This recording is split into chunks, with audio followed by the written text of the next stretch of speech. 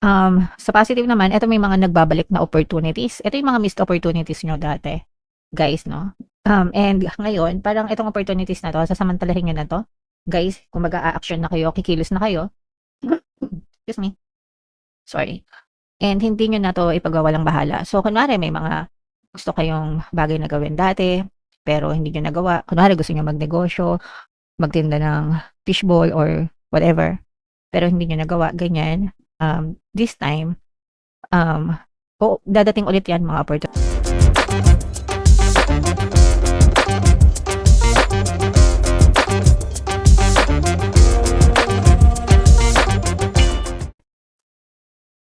Hello guys, hello Aries. Welcome back to Pinoy Pixie Tarot.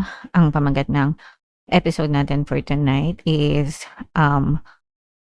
first half kapalaran para ngayong August 1 to 15 para sa Aries, Sun, Moon, Rising sign and Venus. Unahin natin tong deck na to, guys. Ito yung mga angel messages para sa inyo or yung mga paparating sa inyo mga kapiksi. So yung first message natin, eto guys, ibig sabihin nito parang sunod-sunuran, control issues ito. Mga kapiksi, it's either you are trying to control somebody or merong someone na sinusubukan na kontrolin ka, mga kapiksi. Okay? So, syempre, no, we all have our own free will mga kapiksi and dapat hindi natin to ginagawa. And if kayo naman yung kinokontrol ng ibang tao, you have to talk to them, kausapin nyo sila, and tell them na hindi tama, hindi dapat ganun. Aries, okay? Alright. So, yung first message for you. Another message, Aries, daydream, mga kapiksi, imagination. Ito guys, no, this is like the universe telling you to use the power of your imagination. Gamitin niyo yung power of imagination nyo, visualization, daydreaming, mga kapiksi, they're all the same. As long as you picture in your mind, iniisip mo sa isip mo yung picture ng mga desires mo, mga gusto mo. Kaya nga sinasabi guys, libre lang mangarap, 'di ba? Kasi sa isip nyo 'yan. Libre lang 'yan, walang bayad. But akala kasi ng iba, parang wishful thinking lang 'yon. There's more to it than that, guys, kasi if you keep on thinking about yung mga ambisyon nyo, yung mga dreams nyo, eventually it will be pushed out in your physical reality, meaning magkakatotoo 'yan kapag palagi at palagi mong ginagawa, Aries, okay? So, it's a very, very effective, powerful tool when it comes to manifestation, guys. Ang dami ko nang na-manifest using visualization. Yung pinaka-last na na-manifest ko is with Lalaboy. Alam niyo naman, love na love ko si Lalaboy. Nanalo ako ng contest niya and natawag ako sa stage just because I use the power of visualization, mga katiksi. Okay? Alright. And another message, Aries, eto good news, no? May mga good news na paparating sa inyo, guys, mga milagro, mga surprise from the universe. So, kung ano man yung mga pinagdadasal nyo, mga hinihiling nyo, mga minamanifest nyo, mga kapiksi, dadating at dadating. Lahat yan sa inyo. And the universe is more than happy to deliver that to you, Aries. Okay? Alright. So, comment down below, Aries, if feeling nyo naka-resonate kayo dyan. So, shuffle natin to, guys. Hanapin natin yung energy ng Aries habang sinashuffle ko to. Panoorin nyo yung video natin regarding sa ating paano mag-manifest ng abundance video course. Sorry, guys. Sa love pala muna ito. Love message mo na mga kapiksi. Gustong sabihin sa inyo ng person nyo. So, wala akong pagkukulang sa'yo. So, para sa person mo, ito magre-resonate ito doon sa mga kapiksi natin na nagkakaaway sila ng person nila, nagkakaroon sila ng issues with their SP.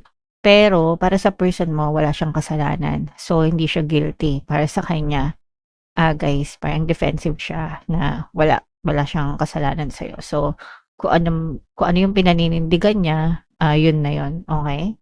Alright. Another message, Aries.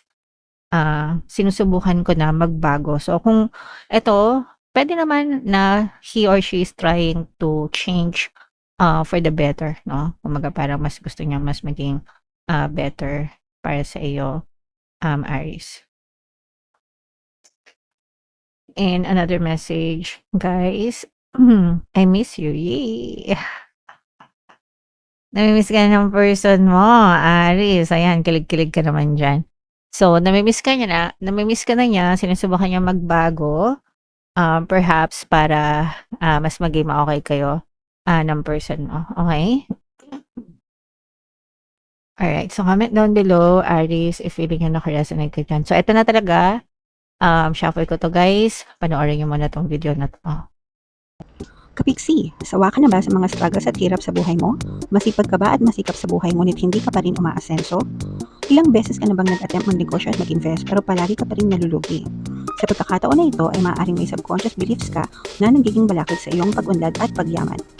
Introducing, paano mag-manifest ng abundance video course. Dito ay matututunan mong ma-overcome ang mga balakid mo para tuluyan ka ng umunlad, umasenso, sumagana, maging matagumpay, successful at maswerte sa iyong kabuhayan, pera, trabaho, negosyo, salapi at kaperahan ng bonggang-bongga. Dali, mag-send na ng email sa pinoypixie@gmail.com at simulan na ang iyong pagyaman ngayon. Alright, so sa lahat ng gusto mag-avail ng course, guys, meron tayong paano mag-manifest ng abundance video course, paano mawala ang third party at magkaroon ng harmonious na relationship, paano pabalikin si ex vice breakup. Sa mga interesado, guys, mag-send lang kayo ng email sa pinoypixie@gmail.com.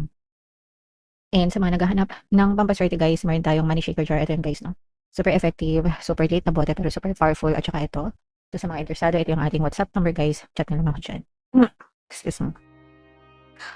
So, Aries, kayo ay na-represent ng King of Wands. So, this is a very, very positive set of energies. Although may negative din dito, mga kapiksi, pero ang nakikita natin dito sa negative, mayroon dito presence ng air sign, guys, Aquarius, Gemini, Libra. For some of you, maaaring may air element kayo sa inyong natal chart or you may be dealing with another air sign. Yung nakikita natin dito na negative is sa love nyo, mga kapiksi, although hindi naman masyado, para kasing nagkakaroon na kayo ng trust issue. Eto, guys, yung person mo, parang he or she is trying to reach out sa inyo. Magre-resonate ito sa mga kapiksi natin na nagkaroon ng pag-aaway, problema sa relasyon. Your person is trying to reach out to you and explain things, kaya lang meron kayong disconnect, meron trust issue. Parang gusto mong maniwala sa kanya, but at the back of your mind, nagdududa ka rin, no? Siguro dahil nagsinungaling siya sa'yo, or meron kayong disconnect somewhere, parang merong hindi tumutugma sa sinasabi niya versus dun sa nangyayari sa sitwasyon nyo. Kaya nagkakaroon ng trust issues, mga kapiksi. Pero, nandun pa rin yung love, nandun pa rin yung connection, mga kapiksi. So, eto, guys, kailangan, if ever man gusto nyo mag-work out itong relationship na to, kailangan talaga ng forgiveness, mga kapiksi, at saka kailangan ng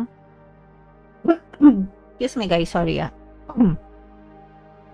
yeah, so pasensya na. Kailangan talaga ng forgiveness and acceptance, kasi kung hindi nyo tatanggapin yung person nyo, kung hindi nyo papatawarin, nasa isip nyo lang yung mga negative na nangyari sa inyo, and lalala lang yung sitwasyon nyo, mga kapiksi. Pero kung gusto nyo na maging harmonious yung relationship nyo, gusto nyo ipaglaban, gusto nyo maging ma-okay, kailangan mawala itong mga duda na to. And mangyayari ito kapag nagkaroon ng full acceptance and forgiveness, guys. Okay? Alright. So, yan yung nakikita natin sa negative, mga kapiksi. Yung iba kasi parang ayaw nyo nang makinig, guys, dun sa person na nag-e-explain, no? So, again, it's up to you kung tatanggapin nyo sila or hindi, mga kapiksi. Sa positive naman, ito may mga nagbabalik na opportunities. Ito yung mga missed opportunities nyo dati, guys, no? And ngayon, parang itong opportunities na to, sasamantalahin nyo na to. Guys, kung mag-a-action na kayo, kikilos na kayo. Excuse me. Sorry.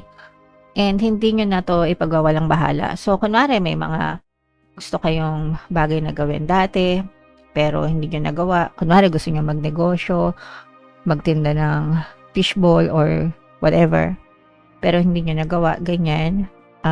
This time, dadating ulit yan, mga opportunities na yan.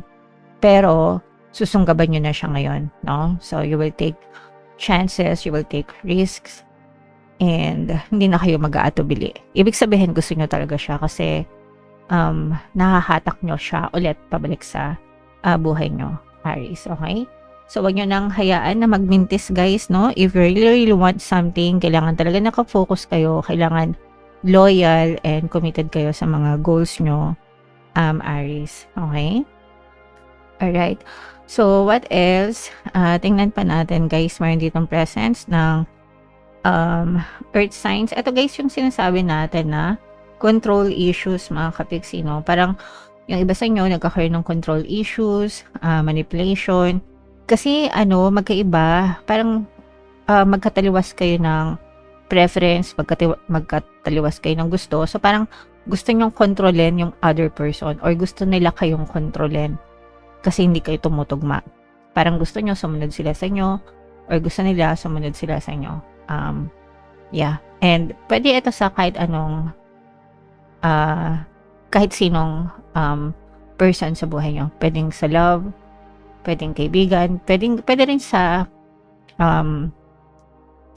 trabaho. At saka mga bata, mga anak, guys. Kasi for some of you, pwedeng nagkakaroon na kayo ng, so, hindi naman suwail, wag nating tawagin na suwail yung mga bata. Siguro, medyo matigas yung ulo, nahihirapan ko yung pasunurin sila, especially mga generation ngayon, no? So, yeah, nasa pag-uusap yan, hindi yan dinadaan sa pilitan, mga kapiksi, so kausapin nyo ng maayos, guys, okay? Yung iba may mga bagong business ideas na at saka or investment ideas na pumapasok sa isip nyo. So, kapag may mga ideas, guys, kailangan pag-aralan nyo. Hindi porket may idea kayo gagawin nyo agad, di ba? So, pag-aralan nyo, di ba? And make sure na paghandaan nyo bago kayo kumilos, mga kapiksi. Okay? Alright. So, yeah. Comment down below if naka-resonate kayo. Guys, ito i-mind nyo na itong mga opportunities na to. Mga kapiksi, itong mga reconciliation, no? Manghihingi ng sorry. At saka itong mga brand new ideas pagdating sa business. Yan yung mga magagandang energy na nakita natin for you. So, comment down below if naka-resonate kayo dyan. For more tarot readings, guys, ito yung playlist nyo. Ito naman yung ating success stories ng paano mag-manifest ng abundance video course. Panoorin nyo itong video natin, guys, about money shaker jars. Thank you for liking, sharing, and subscribing. See you next time. I love you all, guys. Have a nice day. Bye-bye.